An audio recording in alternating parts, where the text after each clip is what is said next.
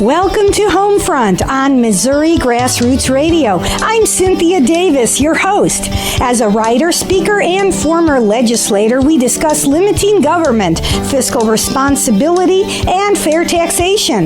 I'm a mother of 7 and a wife of 1 for over 3 decades, so I bring you my personal experience. And now it's time for Homefront with Cynthia Davis.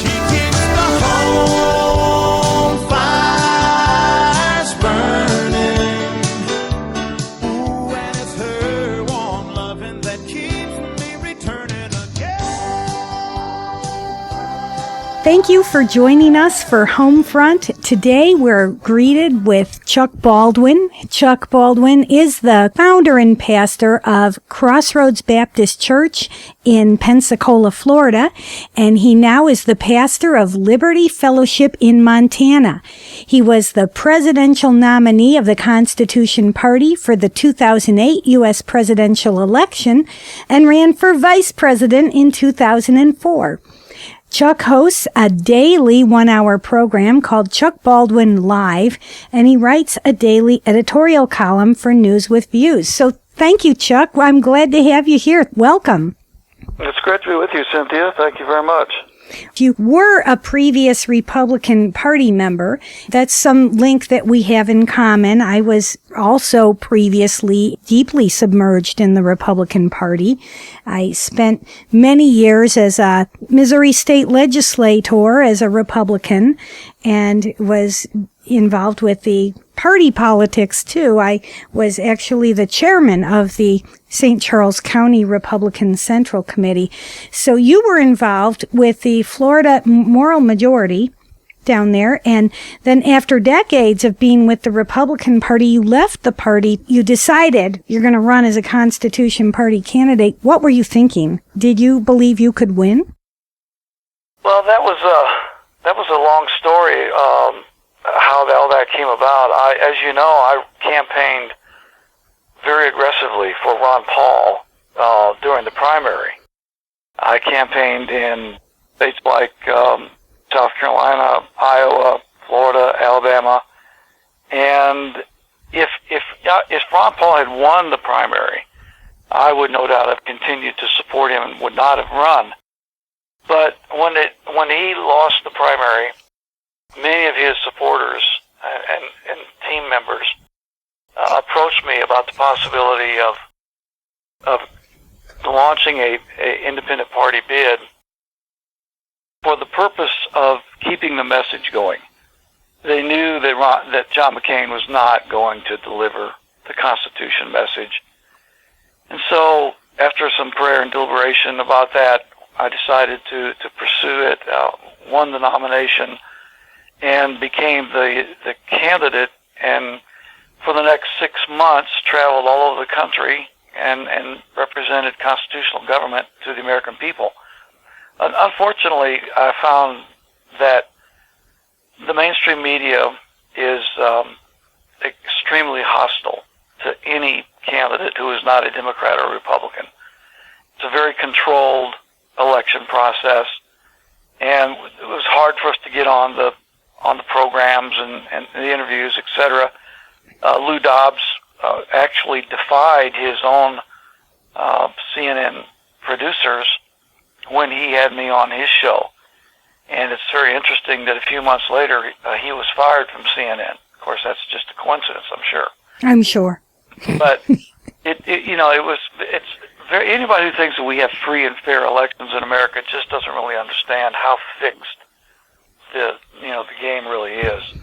So I learned a lot. It was an eye-opening experience. Met a lot of wonderful people.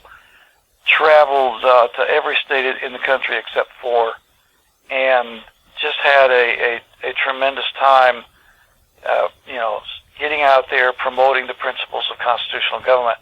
I don't think there's any question that unless a third-party candidate is going to be able to somehow break through the roadblocks that are placed in front of him or her by the mainstream media, which denies access to the ears and hearts of the American people, it's going to be very, very difficult for a third-party candidate to win. a general election. Did you have a different experience when you were running for vice president in 2004? No, it wasn't different, except in 2004 as the vice presidential candidate, I didn't have the travel time. I wasn't the main candidate, and so I didn't travel as much, and I wasn't exposed as much to the finer workings of the campaign. And, you learn that when I became the presidential candidate. Well, I appreciate that. I'm just a little bit younger than you, and I was in the Missouri State Legislature as a Republican when the MIAC report was released. That stands for MIAC stands for the Missouri Information Analysis Center. And during that time, it was really quite interesting because it was my duty as a legislator to somewhat be umpire with all these bureaucratic entities the state had created. It was said in the report that those who support Chuck Baldwin and Ron Paul are supposed to be terrorist suspects. Now, it also said people who put a Gadsden flag in their on their car or have a bumper sticker or display a Gadsden flag might be terrorists as well. And so the first reaction I had was to quickly put up a Gadsden flag in my office. Good for you. My assistant didn't like that. She actually removed it when I wasn't looking, and I had to go put it back and explain to her that we are not afraid of some bullies in a bureaucratic entity, that is wrong. It's flat wrong. And here's the scary part. I had somebody who came into my office and said, I support Chuck Baldwin too. And I'm sorry to tell you this. At that time, I didn't know the difference between Chuck Baldwin, Chuck Norris, and Chuck the Yeager. Okay. I knew I'd heard the name somewhere, but it didn't ring a bell.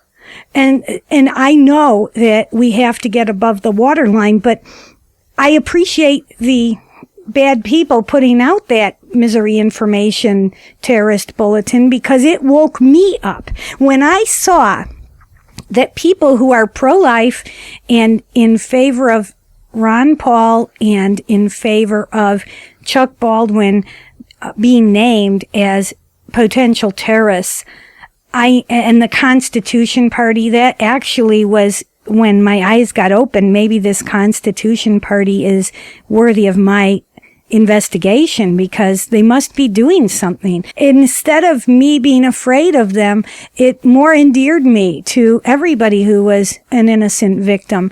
Anybody who's gone through an airport knows that, as you and I have done quite a bit, that if I looked a little more like I must be a Muslim, I'd probably have an easier time getting through than being an American legislator.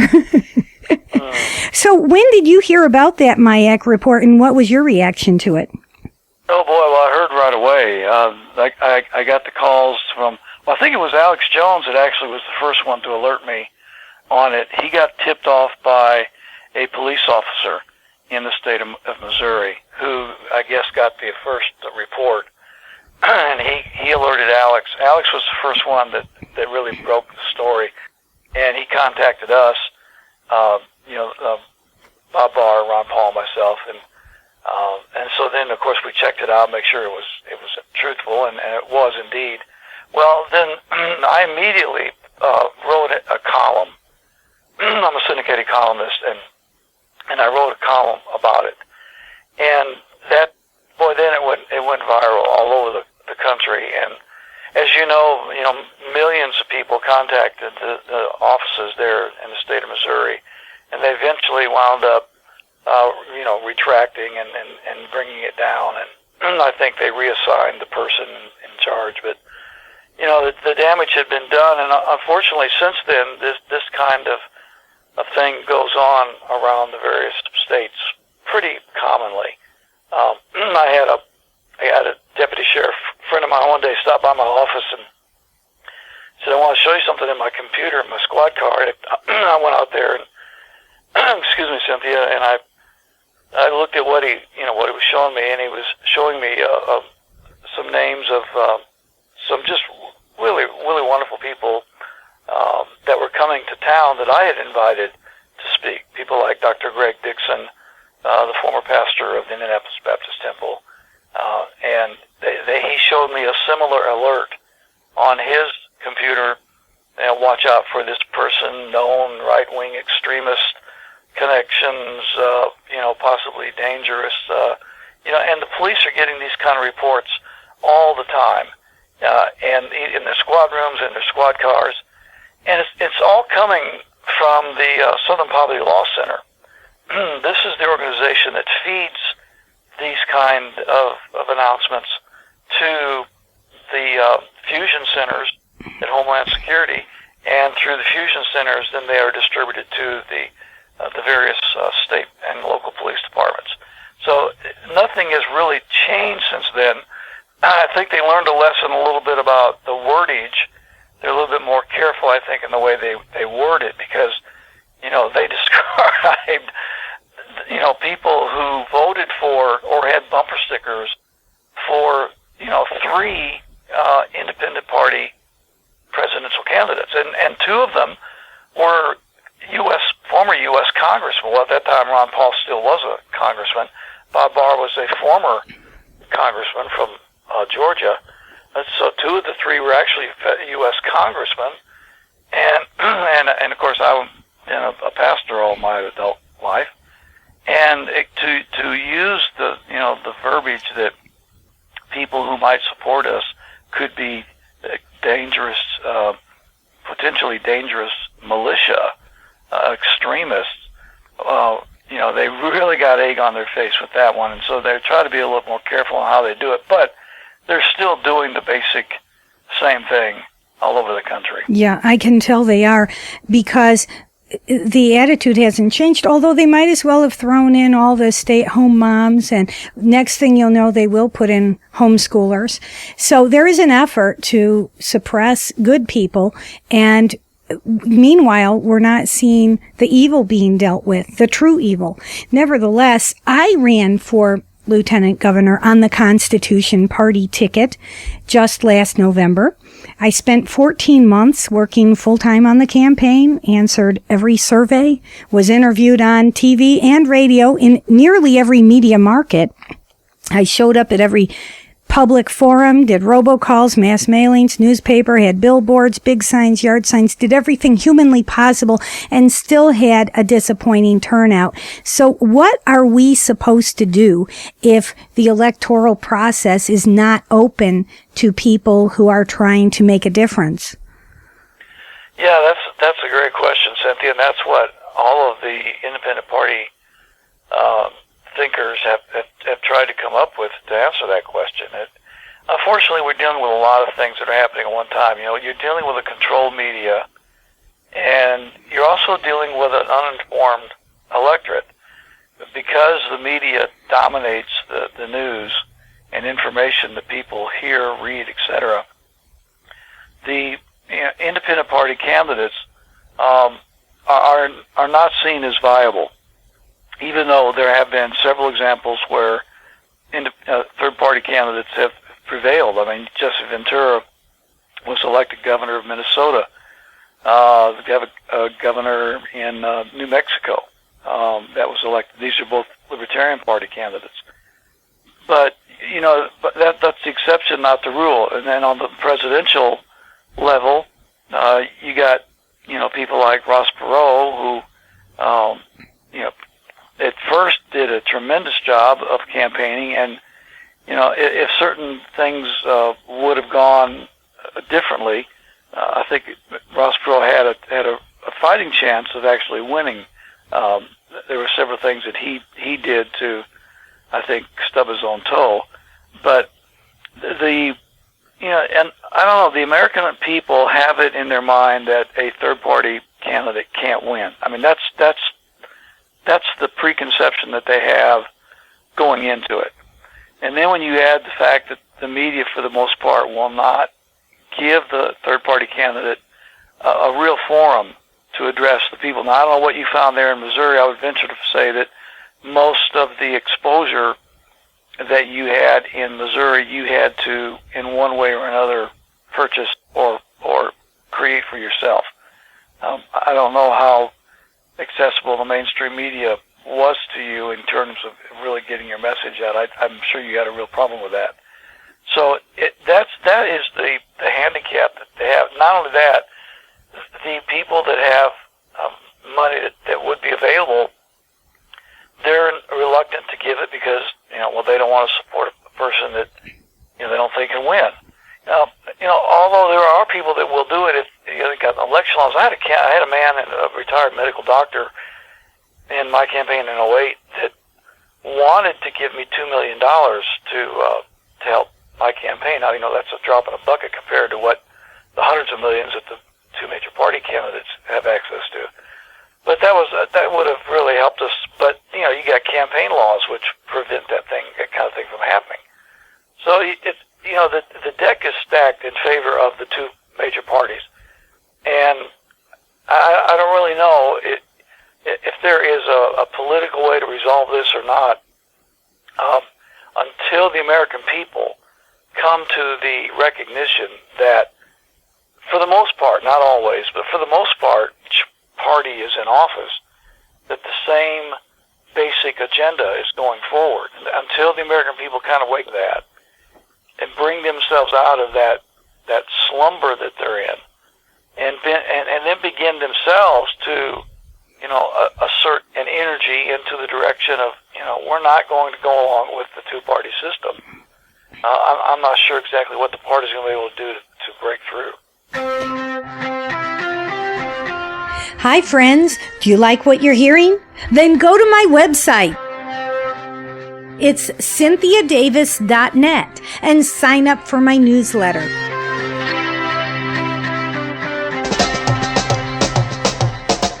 You'll get all this information and more when you sign up for my email, reminding you of when you'll hear another podcast and letting you know what's coming up next. Besides, we always have a little bit of humor at the end, so go to cynthiadavis.net and stay in the loop. For those of you who don't like email, go to my Facebook page. It's called Homefront with Cynthia Davis. And make sure you click the like button. That way, you'll have a convenient way to see what we're doing and to get the word when another podcast is released. That's Homefront with Cynthia Davis on Facebook. My website is cynthiadavis.net. That's where we keep all our good stuff. So if you want to get our newsletter and find more podcasts, go to cynthiadavis.net. Hey, let's stay in touch.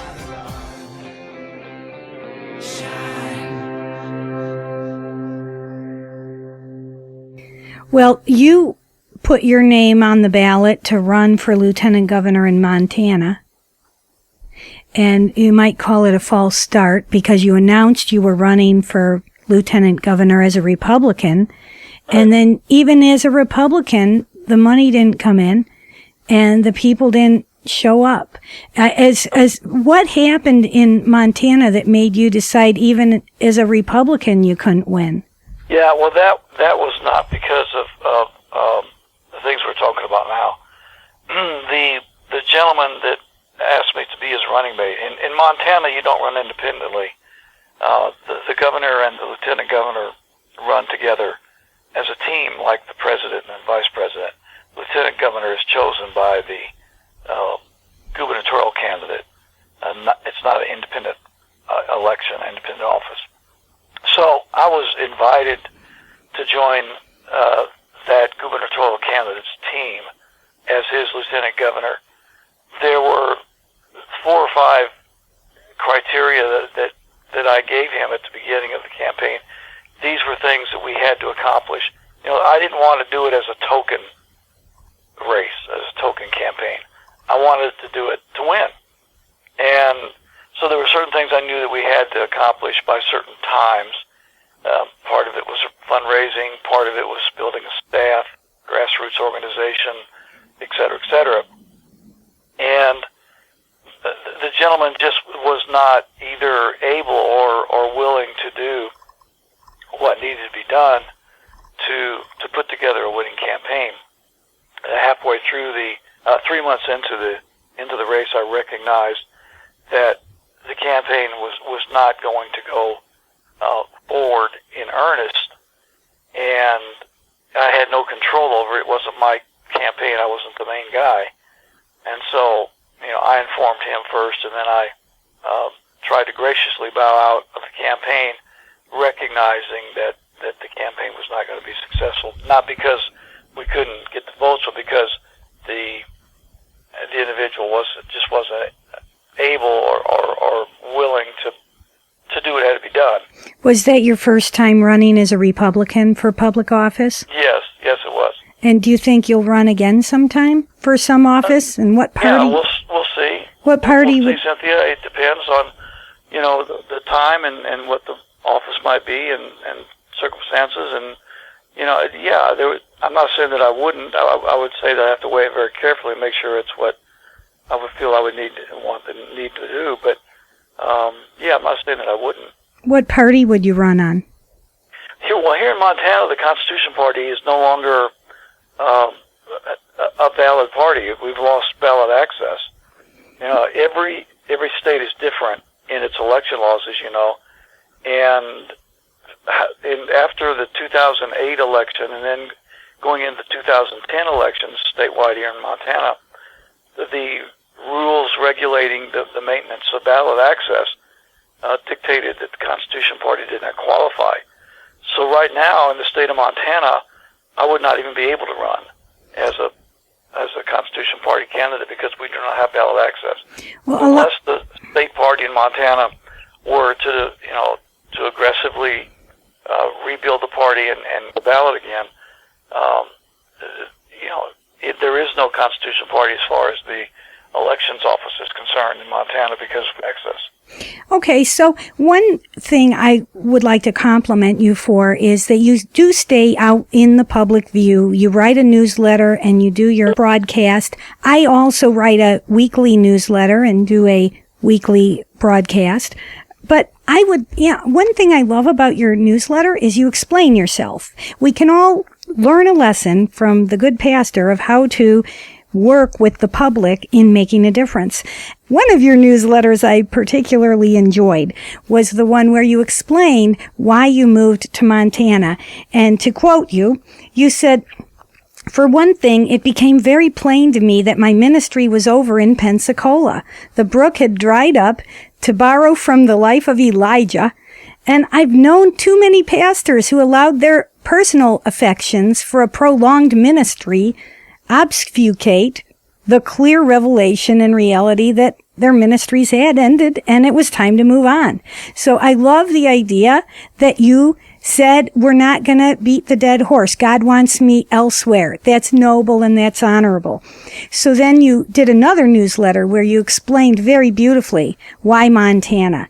And you said, if I'm correct in my analysis, Montana and surrounding states really is in store for the freedom rush that patriotic businessmen, laborers, tradesmen, professionals, clergymen, physicians, technicians, and people from virtually every walk of life will find themselves among the gathering of eagles. So I love that. Let me ask you, now that you've been there for a couple years, about almost 3 years now, is there really a freedom rush happening in the mountain states? No, there's no question. No question about it. I guess just since we've been here, and of course, we're in one small valley in the state. It is, I don't know. I suppose we have had, well, if you include all the families that do not come to Liberty Fellowship, probably well in excess of 50 families that have moved here over the last 24 months. I'd say 35 of those families are people that worship with us at Liberty Fellowship. But there's many other families that come that have no connection to Liberty Fellowship, or they prefer to worship at another church. So it's really hard to gauge just how many people have moved here in the last couple of years. But it's scores of families in all likelihood, and it's not slowing down. And the thing about it is that a lot of people are not moving to Montana, they're moving to Idaho, they're moving to Wyoming and surrounding states.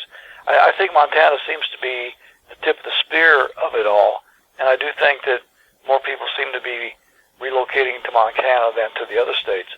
But there's no question that there is a gathering of eagles, as I said, among patriot, liberty-loving people deciding to relocate to this part of the country. That is absolutely no question. So you said in your newsletter, Chicago is why people in Illinois are losing their liberties. Baltimore is why the people of Maryland are losing their liberties. Atlanta is why people in Georgia are losing their liberties. St. Louis and Kansas City, that's Missouri. Yeah, I'm from Missouri, so of course you're saying that St. Louis and Kansas City have wrecked it for the state. I understand what you're saying, and you're saying even in Washington State, which has some of the finest patriots ever created, Seattle is ruining Washington State. And I'm so sorry, but as they're moving there, are they going to be getting ballot access back for the Constitution Party, or are they going to be sending more Republicans to Washington, D.C.?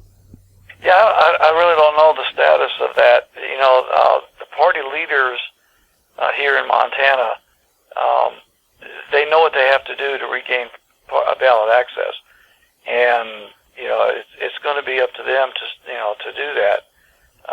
I can say this too, that my comments there, what I was referring to, I was kind of building off of what Thomas Jefferson said when he said that big metropolitan areas were the bane of freedom. That's his phrase, the bane of freedom. And when you look at the states that you just mentioned, you know, there's so many great, wonderful conservative people in the states, whether New York, Chicago, name it, Oregon. But when you look at the big cities that dominate the politics of the state, it's filled with liberalism, filled with socialism, big government types of people that really they clamor for more government control. They clamor for more government subsidies, and you know, the welfare system is burgeoning like nobody's business, and you know, the police state is growing like crazy, and people seem to not only tolerate it, but seem to desire that in the big city markets. Well, then when you recognize that a big city like Chicago and Illinois, for example, has more population than the entire rest of the state in terms of political power, that's for sure, the people in the rest of the state are almost without a voice when it comes to state politics. The same thing's true in California, Arizona, Texas, Florida. You know, the big cities of these states are dominating the politics, and that's why, you know, we're not seeing the real progress in terms of constitutional government. You're fighting these big government neocons in the Republican Party, or the big government liberals in the Democrat Party that prevail in these big cities. That's one of the reasons we selected Montana, is because there is no big metropolitan area anywhere in the state that controls the politics of the state. It's a much more rural state, and you know the power is more evenly divided throughout the people of the state, which we found attractive. And that doesn't mean that we don't have problems here, just like other states we do. Montana is kind of a purple state. They call it that because it's almost evenly divided between Republicans and Democrats, and it has much more of a libertarian streak to it, the people of the state, I mean. And they tend to go one way or the other, depending on who the individual candidate is. We are watching a general darkening of America every year. If you look at the country in the aggregate, you can't avoid seeing there's an increase in homosexuality, promiscuity, pornography, gambling, drug use, broken homes, homes that were never even formed in the first place, but they're having babies, profanity, vulgar language on TV, and all this is happening at the same time there's a decrease in church attendance. So let me ask you, is there a political answer for guiding the direction of our country? Well, of course, no, not ultimately. I think we both understand that. Politics is many times the reflection and not the determination. So no, ultimately, we all have to recognize that nations rise and fall according to the natural laws of God. And whenever a society ignores the natural laws of God, that society is not going to long survive. So ultimately, we as a people are going to answer to God, and the politics is not going to be the ultimate answer in success or failure. However, I will say that what we have today is a completely disconnected church.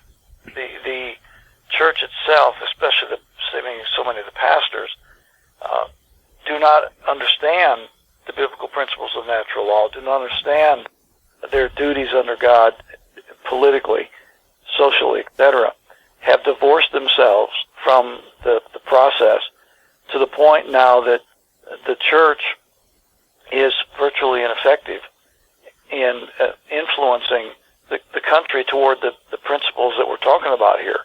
And there's several reasons for that. In fact, in my column last week, I wrote on that, and I'm writing on it again this week in my column. Until we get the churches engaged, and the pastors especially, informed, understanding the issues, understanding what is their biblical duty and calling relative to the political life of our country, I don't think there's going to be any change. I really blame the pulpits of America for the condition that we are in today. Well, we are running low on time, and I am so enlightened that you would call us. Is there something you would like to tell our listeners that what should we do? What are we supposed to be doing right now to help guide the direction of the country back on the tracks again? Thank you, Cynthia. Can I give my website so people can find me on the web? Yes. It's chuckbaldwinlive.com. It's all one word. chuckbaldwinlive.com. My columns are posted there, and there's a ton of information, contact information, etc. on the website, chuckbaldwinlive.com. My son Tim and I wrote a couple of books that I think your listeners might enjoy reading. To Keep or Not to Keep, Why Christians Should Not Give Up Their Guns is the latest book. We prove from the Bible that not only is the Second Amendment a right that's guaranteed in the Constitution, it's also a duty prescribed in the Scriptures. And we show that at no place does God's Word demand that Christian people disarm themselves in the face of any would-be tyrant. We prove that from the Bible. The other book, Romans 13, The True Meaning of Submission, we try to correct this fallacious interpretation of Romans 13 that Christians should obey the government no matter what. The Bible doesn't teach that, never did. Romans 13 doesn't teach that. So we go into the Scripture and we show the clear meaning of Romans 13. And I think those are two books that are very important to what's happening today.